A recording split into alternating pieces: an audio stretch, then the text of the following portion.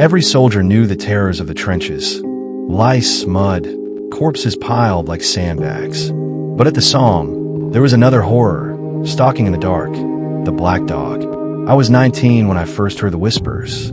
Fresh from training, still smelling of polish and soap, I was thrown into the mud and blood of France. The stench of rotting flesh hit me before the sound of the guns did. Every wall of the trench seemed alive. Rats darting between boots, lice chewing at seams, men coughing up pieces of themselves. But it was the fear in their eyes that struck me most. They weren't afraid of the shells. They weren't even afraid of the Germans. They were afraid of something else.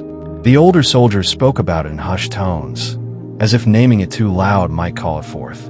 A hound, larger than any wolf, with eyes that glowed red in the dark.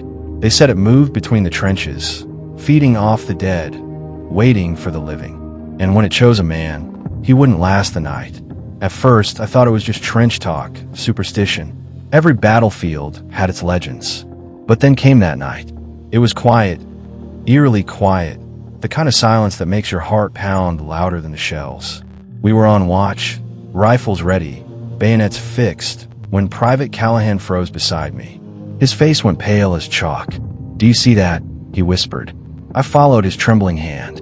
Beyond the wire, in the no-man's land where bodies lay twisted in mud, something moved. A shape, low, powerful, prowling. It wasn't a man, and it wasn't a rat. Maybe it's a stray dog, I muttered, though even as I said it, I knew no dog would survive this wasteland. Then I saw them, eyes. Two burning coals, locked onto us. "Jesus Christ," Callahan muttered, gripping his rifle, so tight his knuckles went white. The thing stopped, staring. The air felt heavy, pressing against my chest. I wanted to shout, to fire, to do anything but stand there, frozen. Tell me, if you were me in that moment, would you have fired? Or would you have looked away and prayed it vanished? Before I could decide, the beast turned. It slinked back into the fog, leaving only silence and our pounding hearts. But the damage was done. Callahan never spoke again that night. By morning, he was dead. No bullet wound, no shrapnel, just gone.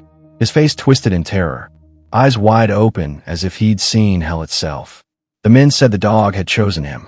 I tried to laugh it off, to tell myself it was just coincidence. Shell shock, infection, anything but that. But deep down I knew. I'd seen those eyes. That night, when the guns roared again and the sky lit up with fire, I lay in the trench, staring at the darkness beyond the wire. Every sound, the scrape of boots, the squeak of rats, the wind whistling through broken helmets, set my nerves on edge. Do you believe soldiers can imagine things like this after weeks without sleep? Or do you think some horrors are too real to be dismissed as dreams? I want to close my eyes, but I couldn't. Because if I did, I was sure I'd wake to those burning eyes inches from my face. And as the night dragged on, I realized something I hadn't before. The dog wasn't hunting the dead. It was waiting for the living. By dawn, the trench smelled like wet ash and corpses. The guns had gone quiet for once, but the silence was worse. It left room for thoughts, for whispers, for fear to crawl into your bones. Callahan's body was carried away before breakfast. No wounds, no blood, just that look frozen on his face. Eyes wide, mouth open in a scream he never got to finish. The men didn't talk about it. They didn't have to. Every glance said the same thing. The dog had claimed him. I tried to tell myself it was illness. Men dropped from fever, from poison gas, from infections that ate you alive. But I couldn't erase those eyes from my memory. They burned like embers in the fog. And when I closed my own, I swore I still saw them. That night, I pulled guard duty again. My sergeant slapped me on the shoulder. "Keep your eyes sharp," he said, "but don't stare too long into the dark. Something's out there, look back." His words haunted me as I stood in the cold, rifle heavy in my arms. The trench stretched silent, broken only by the occasional cough or mutter of a dreaming man. The moon hung low, painting the battlefield in silver. And then I heard it. Not the rumble of artillery, not the bark of a rifle, but something closer. A low growl, deep and wet, like the earth itself was alive. My chest tightened. What would you do in that moment? Call for the others and risk looking like a coward? Or stay quiet and hope whatever it was passed you by? I gripped my rifle and peered over the edge. The no man's land was a wasteland of broken helmets and shattered bodies, their faces half buried in the mud. At first, I saw nothing, just shadows shifting in the fog. But then, between two shell craters, it moved. The dog. Its body was low, massive, darker than the night around it. The mist curled against its fur like smoke. And its eyes, God help me, its eyes were burning red again. They locked on me, and in that instant, I felt like I was no longer a man. I was prey. I lifted my rifle, hands trembling. My finger hovered on the trigger. If I fired, would a bullet even matter?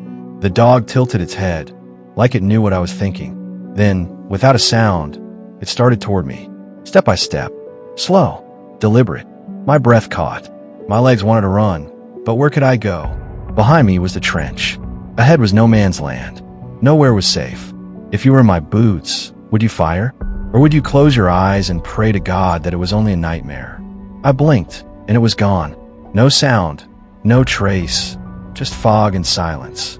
But the air was heavy, pressing down on me like 1,000 hands. The next morning, I learned Private Harris had been found dead in his dugout.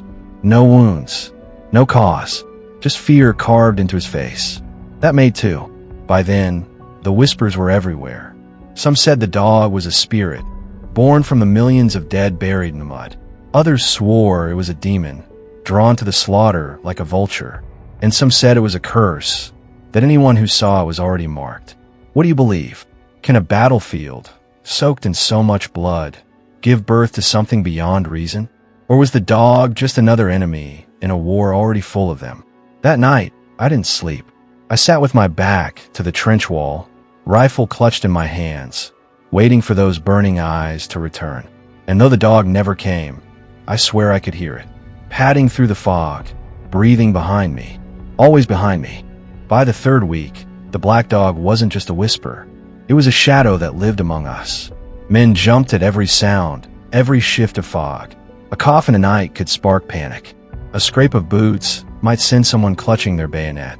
The Germans weren't killing us anymore. Fear was. One evening, Sergeant Wilkes called us together. His face was grim, lit by a lantern that barely pushed back the dark. "Whatever you think you've seen," he growled, "keep your mouth shut. Fear spreads faster than gas. You'll get your mates killed before the Krauts ever do." But I could tell he'd seen it too. The way his eyes lingered on the fog, the way he tightened his grip on his pistol. He wasn't just barking orders. He was trying to convince himself. That night, I was sent out on wiring party. 4 of us, crawling into no man's land to lay barbed wire in the mud. Every step was death waiting. A flare could light the sky and give the Germans a clear shot. One wrong move, and your guts might spill in the wire you were laying. But I wasn't afraid of the Germans. Not anymore. Halfway across, I heard it again. That growl. Low. Hungry. "Did you hear that?" whispered McBride, his voice shaking. I froze, pressing my face into the mud. The fog shifted, and there it was. The dog. It stood between the craters. Massive, its silhouette darker than the night itself. Those burning eyes fixed on us. McBride whimpered, crawling back toward the trench. God almighty, no. The dog took a step forward, silent, slow, like it had all the time in the world. What would you do? Run back to the trench and risk a sniper's bullet? Or stay still and hope it passed you by? I tried to steady my breath, but my heart hammered so hard I thought it would give me away. I whispered, "Don't move." But McBride panicked. He bolted, scrambling through the mud, wire clattering in his arms. The dog moved then, faster than any animal I've ever seen. One moment it was there, the next it was gone, swallowed by fog. But McBride's screams tore through the night. We found him the next morning, what was left of him, torn to pieces, but no claw marks, no teeth. Just shredded like the earth itself had ripped him apart. Tell me, do you think a man could do that to himself, out of sheer terror? Or was something else tearing at him in the dark? We buried what we could find of him, though the ground was already so full of bodies it hardly mattered. And from that day, no one volunteered for wiring parties. Orders meant nothing when the dog prowled. The men began carrying charms, crosses, scraps of scripture. Some prayed. Some drank until they couldn't stand. Some whispered that if the dog chose you, there was no saving you. You were already dead. I didn't know what to believe anymore. But I knew this. Every night, When the fog rolled in and the guns went silent, I felt it watching. And then came the night. I heard it behind me. Not in the field, not beyond the wire. Behind me, in the trench. A low, rattling breath hot on my neck. If it were you, would you turn around? Or would you keep your eyes forward and pretend nothing was there? I turned. Nothing. Just shadows, mud, and men shifting in restless sleep. But I swear, for the briefest moment, I smelled it. Wet fur, rotting earth, blood, and I knew the dog had entered the trench. By now, the trench wasn't a unit. It was a cage full of terrified men. Sleep was rare. Laughter was gone. Even the cards and cigarettes, the little scraps of comfort, couldn't chase away the fear. Every shadow was a threat. Every sound made us flinch. One night, Corporal Ellis swore he saw the dog pacing at the end of the trench. He fired 3 rounds into the dark before anyone could stop him. The muzzle flashes lit up mud walls and screaming faces, but nothing else. No target. Just fog. Are you mad? Wilkes snarled, ripping the rifle from him. But Ellis only stared, eyes wild. It was there, he muttered. I saw it. It was right there. We locked him in a dugout to calm down, but by morning, he was dead. No wounds. Just the same twisted mask of terror we'd seen on Callahan and Harris. 3 men gone, all marked by the dog. Tell me, how long would you last in a place where even your own comrades were losing their minds? Would you trust a man beside you with a rifle when he might snap before dawn? The fog grew thicker each night, swallowing even the nearest trench lines. Sometimes, voices carried through it, soft, broken, almost human. Men said the dog could mimic voices, luring you into the dark. Others said it was the dead themselves, calling us out to join them. One evening, while repairing sandbags, I heard it. Help me. A voice, weak, desperate. It sounded like McBride. I froze. McBride was buried. We'd put him in the earth with our own hands. But the voice came again. Please help. I gripped my bayonet, my breath turning ragged. Would you have followed that voice, knowing the man was already dead? Or would you have stayed, pretending you hadn't heard it? I stayed. But Private Dawson didn't. He scrambled over the parapet, vanishing into the fog before we could stop him. We shouted, but the mist swallowed his voice whole. When the guns lit the sky a few hours later, we saw what was left of him. Or rather, what wasn't left. After that, Wilkes stopped giving orders. He just sat with his pistol on his lap, muttering prayers under his breath. We were breaking. The dog wasn't killing us with teeth or claws. It was tearing at our sanity, picking us off one by one. And then came the night when the trench itself seemed to turn against us. It was near midnight when a scream ripped through the dugouts. We ran to find Private Miller thrashing, clawing at his own skin as if something crawled beneath it. His eyes rolled back, foam at his lips. He shrieked about the dog being inside him, tearing him apart. 4 of us held him down, but he was stronger than all of us. Stronger than fear should allow.